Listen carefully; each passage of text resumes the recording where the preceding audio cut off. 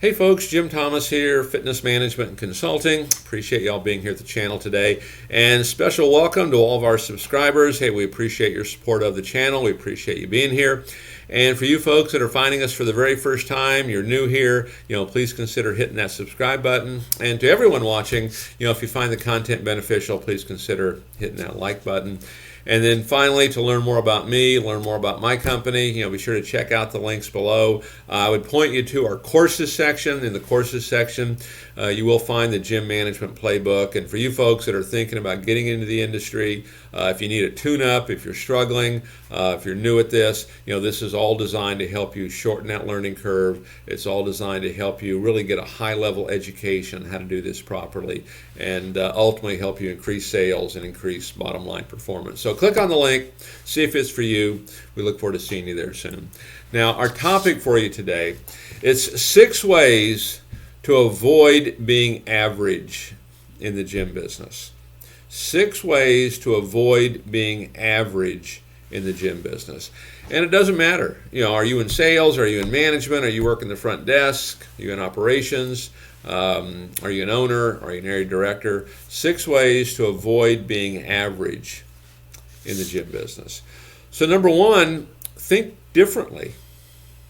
And you hear me talk about this a lot, right? Is differentiation. What makes you different? What makes you different? What are you doing that's so different than everybody else? Okay, that's how you want to start to think. This totally separates you from everybody else. Okay, so what can you bring to the marketplace? What can you bring to your gym that nobody else is doing? Okay, either as an owner, as a company, as an individual, but you want to think differently. And sometimes it's not always the hardest things. I know one of the things that's said to me frequently when we start talking about differentiation, and they'll say, well, yeah, Jim, I know one of the things that makes you different is you call people back. Okay, and true enough. I mean, one of the stats we know that's true is that you get an internet lead, as an example. You contact that person within 5 minutes of them getting in touch with you, they're 9 times more likely to buy from you. So maybe speed and follow-up, maybe that's a little bit of differentiation for you. But you want to avoid being average, think differently. Okay. Number 2, act crazy. Okay. And, act crazy, have fun. Okay. Take some risk with this. Okay. I mean, I'd rather see you make the mistake because you're too aggressive than too passive. So act crazy.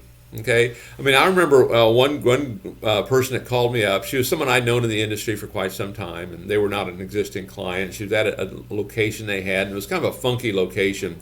It was an L-shaped center, and they were located back in the corner, so nobody could see it. There wasn't much traffic flow. And she had called me up and said, hey, Jim, I'm really struggling. I can't get people in. We're not making sales. What do I do? And I said, hey, grab a card table. Let's dress it up, put some balloons on it, get a guest register on it, some guest passes, and, pull out a bike or, some kind of chair massage, and let's just pull it out there on the sidewalk. And as people are walking by, invite them over, bring them over, get them registered in, and say, hey, have you seen the gym?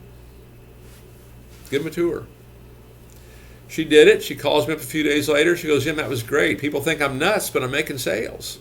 Okay. I mean, I recall just myself, being in membership sales, first getting started. Someone comes in to service the vending machine. They come in to fix the air conditioning. They come in to supply towels. Hey, have you seen the gym? People are thinking, man, Jim's crazy. But guess what? I was signing them up. Okay, I'd go out to play golf. We'd be talking to folks, afterwards, and we're sitting around having something to eat, and people, oh yeah, I want to come by and join. I'll save you the trouble. I got a couple of agreements out in the car. Of course, these days you can do it right there on your phone. But be a little crazy.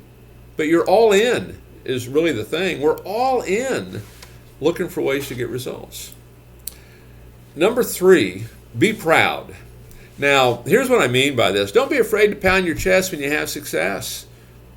Okay? I mean, I recall being in a training class one time, and we're talking about point-of-sale referrals, and I was talking about, hey, clubs that do a really good job of this, I mean, they'll typically get like, 3 referrals at point of sale. And we had a young guy in the class. He was about 19. He was a weekend manager at one of the clubs. Did a great job. He had just bought himself a Corvette. Okay, and his hand goes up. He goes, "Man, Jim, if I only got 3 referrals for each person I signed up, I wouldn't be able to afford new tires in my Corvette." I said, "Okay, fair enough." I said, "Well, how many are you getting? What are you doing?" He goes, "Jim, I'm averaging 9 referrals for every person I sign up." We wasn't afraid to pound his chest on that one. I said, "That's great." I said, "Do you want to share with us how you're doing it?" He goes, "Jim, I'd be happy to." He goes, "Do you have your phone with you?" I said, "Yeah, I sure do." He goes, "Great. Let's just scroll through and see who you want to bring in." Okay? I mean, we're talking about this stuff. He's proud of this, as well he should be. Okay? A little sidebar to that. What was interesting about that particular moment, half the people in that room, and I forget exactly, they say 10, 15, 20 people, half the people in that room go, "Oh my gosh, I could never do that."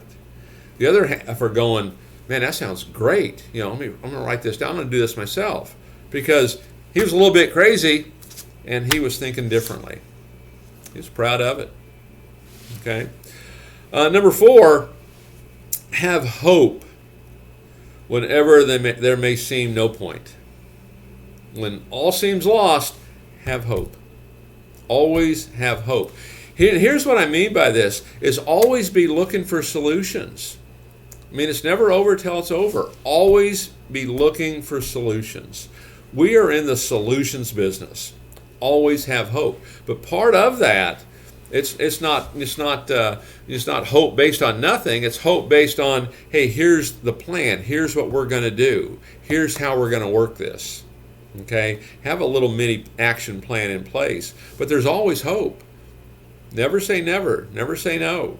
Okay? There's always hope. This is how you can avoid being average. Average person, I guess we're not going to hit it. Okay? Have hope. Identify in advance, what the roadblocks and setbacks are. Have a plan in place. And so instead of being stopped or our direction changed, no, we're going forward. We've got that plan in place. Number 5, build people up. Okay, this is one of the great things you can do to avoid being average. Build people up. Look for the good. Look for what they're accomplishing. And what's interesting about this from my perspective is that people that I see, they have a tendency to rise to that level, that expectation. If you think they can do it, good chance they will. I know over the years I've had people work for me that maybe work someplace else and really struggled, and they come work for me, and all of a sudden they're doing great. And I didn't do anything other than the way I treated them was such that I expected performance. I believed in them. All of a sudden they had confidence and they went and got it done. So build people up. Build them up. Look for the good. Catch them doing something right. It's one of the best things you can do. And that will help you avoid being average, because so many people don't do that. And then lastly on my list, 6 ways to avoid being average in the gym business, be you. Everyone else is already taken. Be you. Okay? It's what you do best, right? I know when I first became a manager, I tried to emulate other managers. I tried to be like them because I didn't know how to do it. So I thought, I'm going to be the way they are. And boy, I wasn't very good at all. And I knew real quick I better change that, or I'm going to be short-lived in this business. And so I thought, if I'm going down being me. Turned out being me was a good thing. Okay?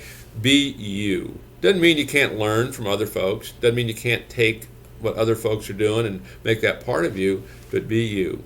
Everyone else is already taken. So folks, my name is Jim Thomas. My company is Fitness Management and Consulting.